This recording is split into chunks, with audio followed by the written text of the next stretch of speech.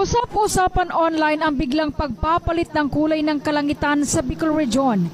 Mula kasi sa asul, bigla itong namula na parang kulay dugo. Kahapon, napansin ito ng mga residente mula sa iba't ibang probinsya sa rehiyon. Sa Albay, napaligiran ng pulang kaulapan ang Bulkang Mayona na kuha ni Nino Rebeta. Maging sa mga bayan ng Catanduanes, makikita rin ang namumulang kalangitan saan man itutok ang kamera. Binahagi rin ng ilang netizen ang kuha nilang larawan sa kanilang mga lugar. Marami naman ang na-amaze at nagandahan, subalit marami naman ang natakot dahil signos umano ito o senyales na may tatamang bagyo. Ayon kasi sa mga ilang residente, ganito umano ang nangyari ng panahon ng pagtama ng bagyong Riming noong 2016 na naging mapaminsala sa mga probinsya. Paliwanag naman ng sensya, kung namumula umano ang kalangitan, nagpapahiwatig umano ito na isang mataas na presyon sa hangin at napapaligiran din umano ito ng alikabok.